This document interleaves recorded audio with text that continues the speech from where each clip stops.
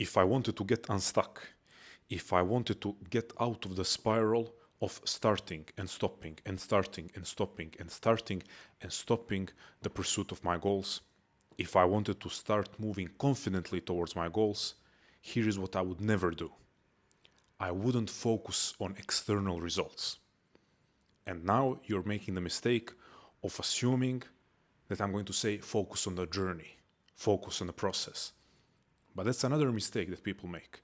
They say don't focus on the end result, don't focus on the outcome, focus on the process or the journey. Well, let me ask you this. If you're struggling to be consistent, if you're struggling to show up consistently to pursue your goals, how can you focus on the journey? How can you learn to appreciate the process if you're not able to show up day after day after day for months or maybe years to pursue that goal? So I'm going to say, don't focus on external results. That's by far the biggest mistake. But also don't focus on the journey just yet. Or let's not make the journey or enjoying the process the primary concern, because at the beginning we are going to be disappointed if we think that's where all of our fuel is going to be coming from. What I'm proposing is focus on momentum. What is momentum? It's the psychological experience of it being progressively more difficult to stop moving forward. That's what momentum is. Let me repeat it. Psychological experience of it becoming progressively more difficult to stop moving forward. It means that you are learning how to show up for yourself day after day after day. And with every day that you show up for yourself, you are less and less likely to stop. And after some time, it is more difficult for you not to show up for yourself than it is difficult for you to overcome the next obstacle, to overcome the next challenge, to show up and do the daily work, to put in the effort. Just like myself. Now it's been over 100 days of daily YouTube videos. My identity as a consistent person has been fully established. So I don't need to keep proving myself to myself. If I want to, I can stop making daily videos. But here is the thing.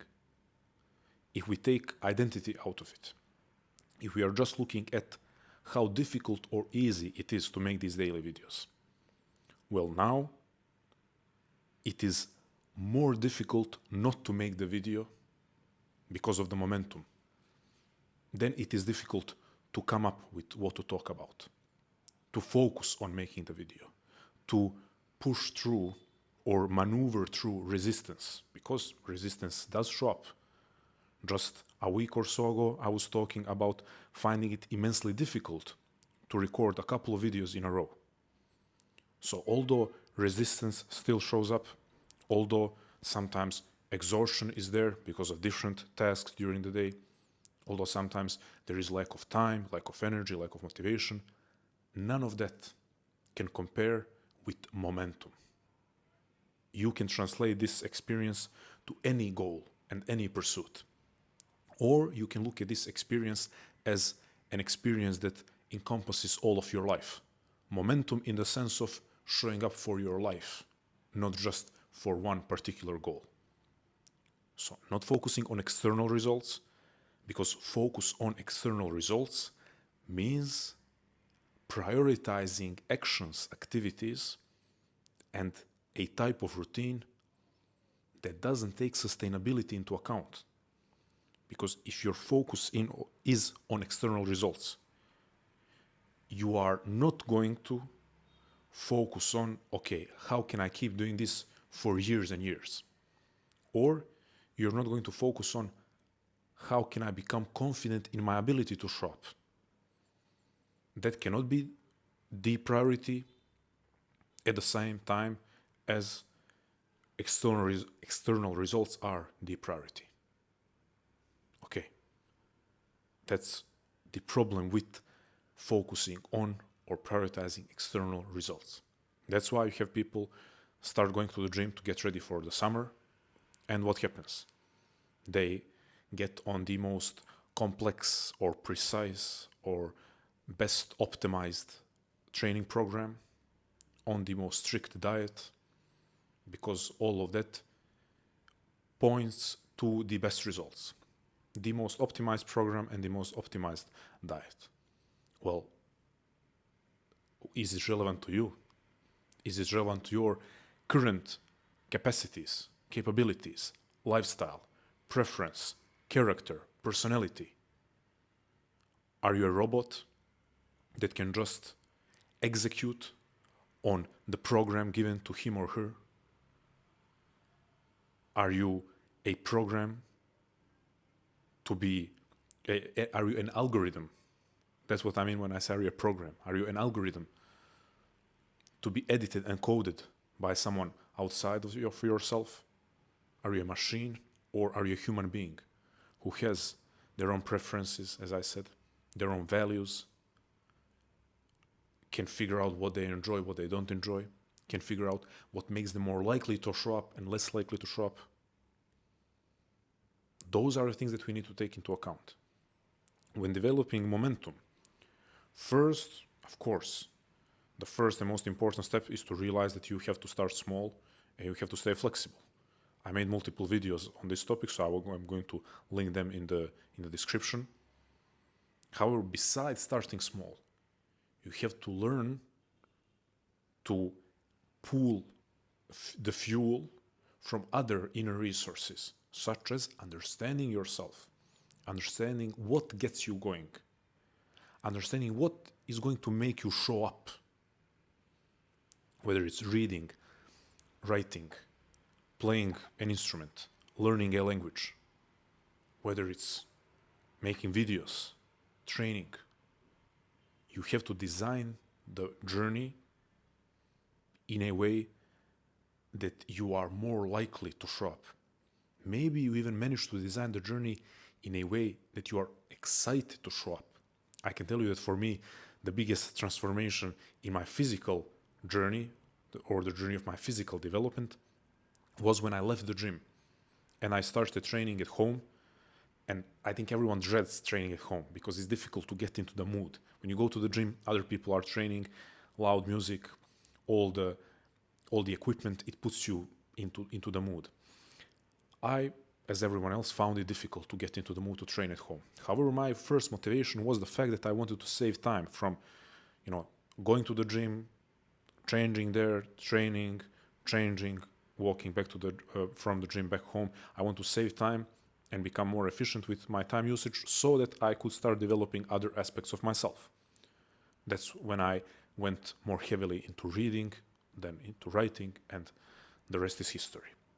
Well, the first motivation was just the fact that I was saving time. However, the second immense wave of motivation or of fuel came from the fact that I started training with kettlebell.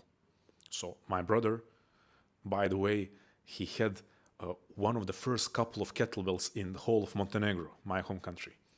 So he ordered one from outside of our country to be delivered, and we had in our home one of the first kettlebells on the whole of Montenegro territory.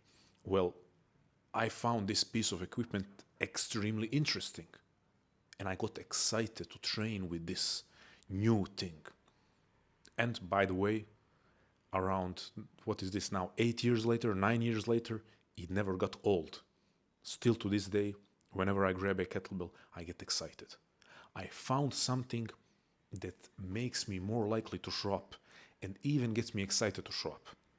Therefore, does it make any sense to say that some specific barbell exercise is more optimal if I know for a fact that I wouldn't want to show up every day for more than 8 years if I was doing someone else's most optimal training?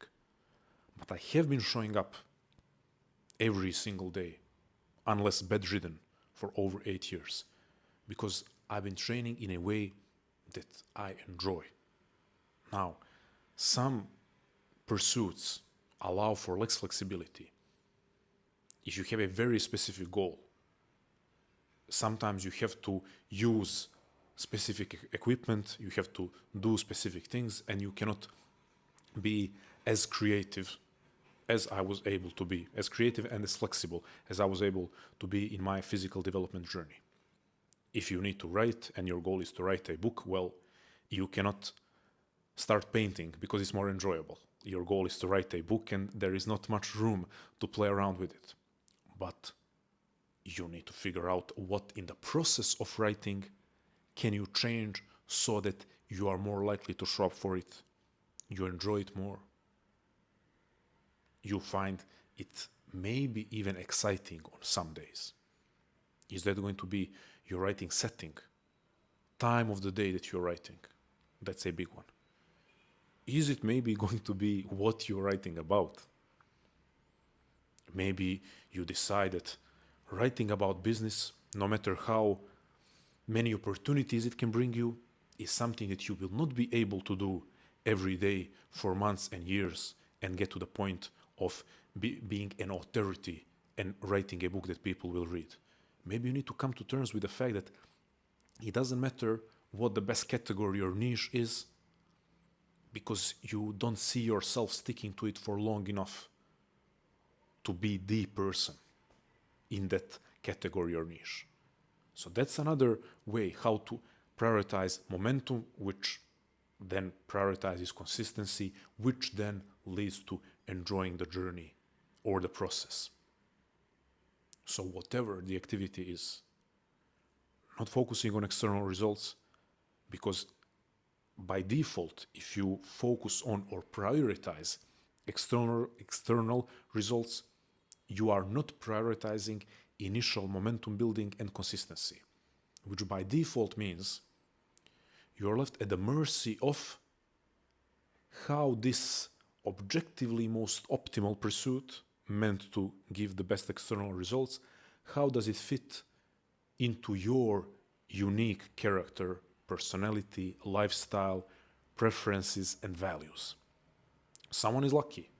There is someone out there who really loves science-based training, and there is someone out there who really loves to talk about business. And there is someone out there who actually loves to make content for seven-figure entrepreneurs. When I say that, I think, okay, is it really the case that someone out there is passionate about a topic, but only to speak to seven-figure entrepreneurs? It's kind of convenient that's a really good niche to be in. Because if you're writing just for seven-figure entrepreneurs, that means you have a very wealthy potential client base. It seems like no one has a passion to write or make content for single moms who are struggling to pay their bills. Somehow no one has that passion, because maybe because that's not really a wealthy client base. So I'm just saying, these are all objectively paths with best payoff, best external results. And maybe there are some people out there who happen to really have their, again, personality, character, preferences, values aligned with the most optimal path, the best path, the path with the best payoff. If that's not you, if you want to go train outside, or if you want to go to Pilates and not strength train, even though strength training is extremely healthy and beneficial, but if you find that Pilates will get you to shop every single day, if you find that writing about gardening will get you to shop for your writing every single day, well, then go to Pilates and write about gardening. Momentum, consistency, enjoying the journey and the process, and then results are inevitable. Maybe you get, or I'm going to argue, probably you will get physically fit and healthy doing Pilates and not doing the best training program. You will find great fulfillment and find your people and your audience writing about gardening. You will find your fulfillment reading the things that make you to show up and get excited to read every day, not reading what someone out there said you should read? Why should you read Immanuel Kant if every time you open his work, it's either confusing, or when you get to the point where you start understanding him, it's just not interesting? Why? Because someone out there said that you need to read Kant. I mean, unless you're preparing for an exam, I don't know why you should listen to others what to read. Because then you are going to stop showing up for the activity.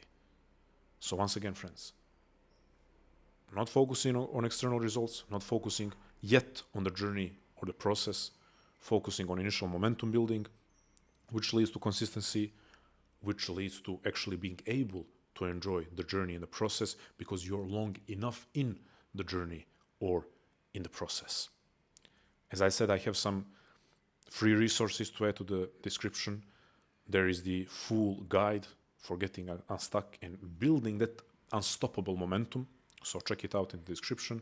I will also add another video that I made about kind of tricking yourself into becoming consistent by implementing a specific way of tracking your consistency. And I think that's going to be plenty for you if you watch the guide, watch the video, follow the PDF that will be attached to the guide for becoming unstoppable.